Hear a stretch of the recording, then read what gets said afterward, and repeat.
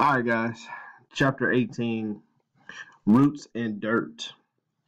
And remember, if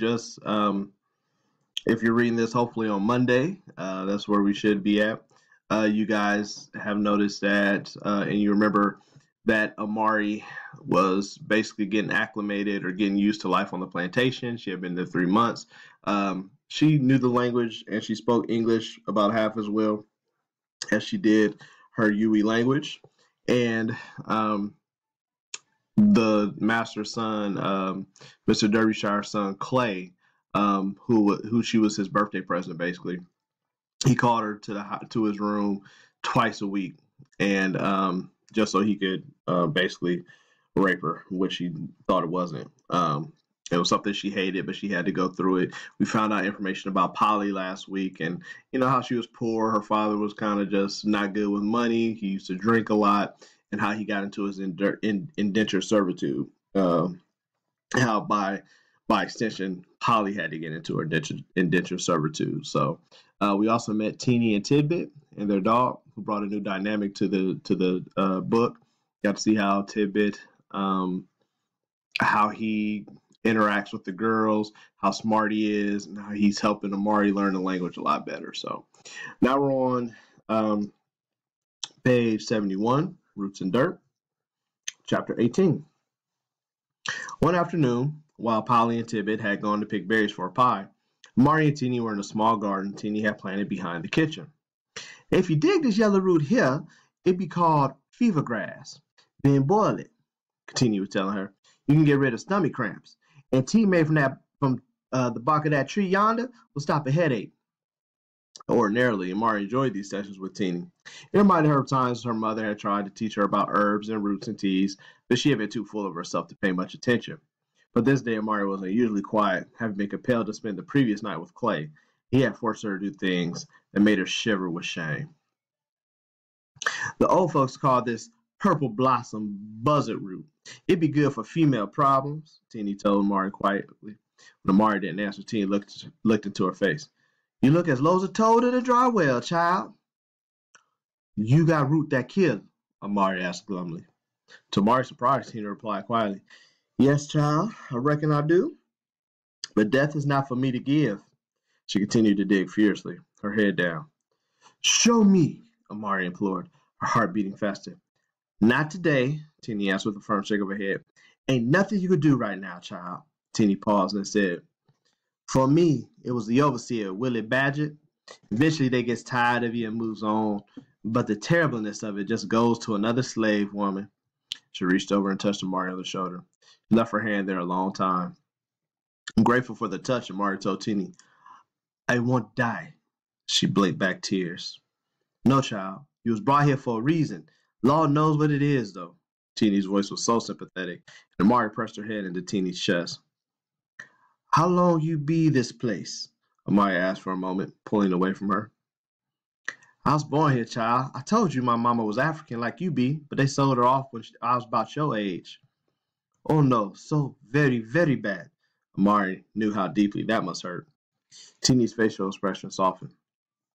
My mama was a strong African lady, Ashanti, she told me. She tell me how the thunder of the drums be echoing across the valleys, how the sun look at sunset, like a big old copper pot hanging in the sky. And stories about the cantaloupe and the giraffe, about the monkey and the spider. I tells Tibbet all I can remember. You told me once that long as you remember, nothing ain't really gone, Amari reminded Teeny. Well, I remembers it all, Teeny said softly. She reached into a pocket of her apron, then pulled out a small, faded scrap of multicolored fabric. Amari put her hand to her mouth with wonder. It was a tiny piece of woven kente cloth. Oh, Amari whispered, took her back to her father's loom. My mama gave me this, Teeny explained. When they snatched her away, screaming for her mother, she grabbed onto her mother's head wrap. It ripped, and this little piece of it came off in her hand. She clutched it all the way across the big water, even kept it in her mouth when she had to. When she got to this place, she buried it not far from that tree yonder, just to keep it safe. Just before they sold her, she gave it to me. She whispered to me that I'll never forget. Teeny sighed. This be my little piece of my mother, my little breath of Africa. It's all I got. She carefully tucked it back into her pocket. The two said nothing for a few moments while they let the memories come in. Teeny cleared her throat, then looked up at the sky and said, "Probably be rain tomorrow." "Suppose so," Amari muttered, needing to change the subject. She asked, "How you get to be cook here?" "Before she died, the first Miss Derby put me in charge of the kitchen. That was right after Daisy the cook got sold, because she tried to poison Master Derby. Not too many folks willing to challenge what old Miss Derby said. I've been cooking ever since." Martin looked over surprised at the mention of her first wife of Mr. Derby. "Other Miss Derby be dead?" "Oh, yeah, child. She died giving birth to that suck-egg mule Clay. Maybe that's why he be so evil. He ain't never had no mama to love him." Amari thought about that for a moment and wondered how his first wife's death had affected the master of the house. But she didn't have all the words she needed to express it, so she asked, "Master Derby, Miss First Wife?" "I expect so. She was shapely and black-haired and good-looking for a white woman. Plus she kept his house perfect, and he loved that. He used to act all adulated when he was around her, like she was honey and he was the buzzing bee. She had a sharp tongue and would beat a slave for next to nothing." "What Master Debbie do when she die?" Amari asked. "Oh, Master liked to die himself. Couldn't eat nor sleep. He wouldn't even look at that baby. Paid no attention at all to that child till he be about 6 years old. Clay grew up alone in that big house with a bunch of nannies from across the water." "Why Massa marry up with Miss Isabel?" Amari ventured. "Why do white folks do anything?" Teeny answered with a laugh, holding her arms up to the sky. "All I know is she had to come here to a cold old fish like Master W, put up with his awful son and paintings of the dead wife, and be cut off from all the family and friends." Teeny went back to digging for roots and plucking tomatoes then, not wanting to discuss it any further. Mari returned to the kitchen. She picked up a broom made of branches and began to sweep the dusty floor. The harder she swept, the thicker the dust became. Dirt swirled everywhere. She saw nothing but dirt in her own future. And so in this chapter, we get a little information more about Teeny, about how her mother was actually taken from her own mom in Africa. So Teeny's mother was basically like a Mari.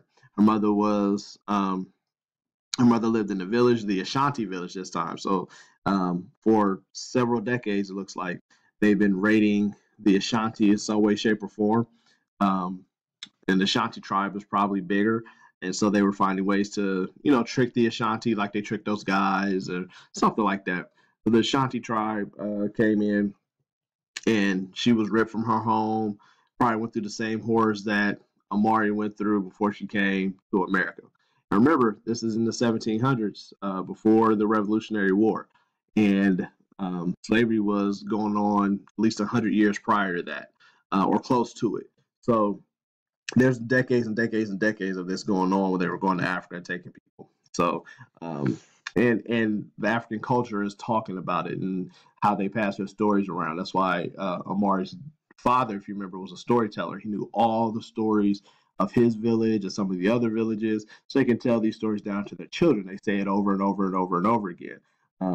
That's kind of just word of mouth of humans. So you guys probably have parents who will tell you the same story over and over and over again as they get older until you remember it. It's just one of those things. Humans have always done it. So before slavery was more important because you had to do it to kind of remain or retain yourself, your sense of self, your heritage, your history. Because when you come to America, as you guys saw, they try to beat it out of you. They try to kill you. Don't talk African, quote unquote. Don't do this. So it's really important to Teeny that she kept it up for her mom. And next we'll be going to chapter 19, Peaches and Memories. Peaches and Memories.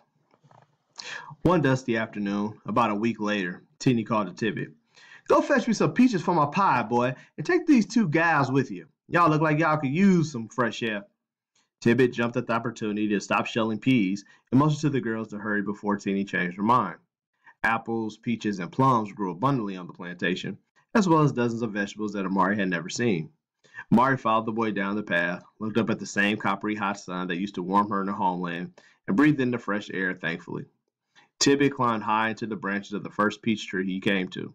It was thick with sweet fruit. His job was to toss the fruit down to Amari and Polly, who carried baskets. But instead of gently handing it down, he laughed and threw the peaches like weapons, smashing the soft fruit against their heads. Hush Puppy barked crazily at the bottom of the tree, chasing the peaches and even eating some of them. Stop, Tidbits! Polly cried with laughter. Your mama's going to get you for wasted food. Polly, Polly, peach pie, Tidbit chanted from the tree. Mari had grown to love having the boy around. It was almost like Kwasi's spirit had found her in this strange new world. Climb down from the tall tree, my little one, she said in her own language. Tidbit shimmered to the ground, a peach in one hand, in each hand, and looked at her strangely. That Africa talk? He asked. Amari nodded. My mama be telling me stories about Africa all the time, but she do it when ain't nobody else listening. Where Africa be? The boy wanted to know. Far away, over ocean, under sky, she replied in English. What does it look like? Polly asked. It look like bright colors, like happy, sunshine, family, chickens and goats. Not need much. Mari smiled softly, thinking back to the green seas of grass that she and Tirza ran through as girls, the red and green screaming jacana birds that awakened her, the annoying little monkey that whisked into the village and spilled papayas when her mother turned her back, the smell of the wood fire in front of their hut. She wanted to explain how right everything felt in the place where she was surrounded by mischievous children, overbearing cousins, and doddering elders who were all a part of her. The storytellers who had absorbed their history, the villagers who breathed the same air and dreamed the same memories, all of them were black. She did not have the words to express the depth of her loss. Everybody black, feel good, was all she said.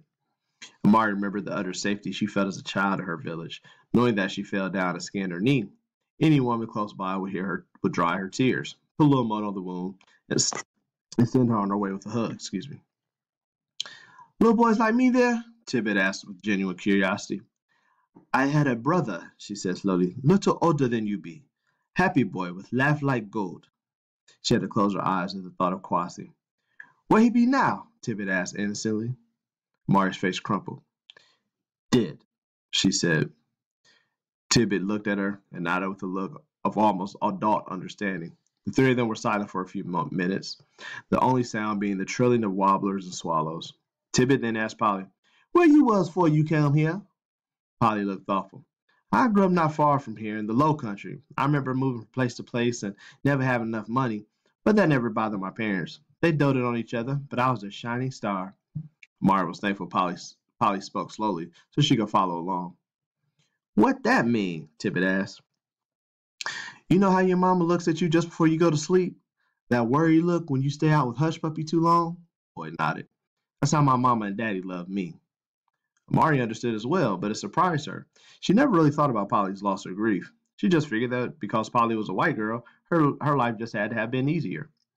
Polly looked into the distance and kicked at the tree trunk. My mother told me once that she wanted to be a lady, somebody who wore lace and rode in a fancy carriage, but it never happened, she mumbled. So she wished it for me. Mari wasn't sure of every single word, but she knew Polly missed her mother. She reached over and touched Polly's hand. She was surprised that Polly didn't jerk away. You ever going back to Africa? Tibbet asked Amari. No, Amari replied quietly and sadly, and she knew that it was forever true. Tibbet nestled against her as if he understood her sorrow.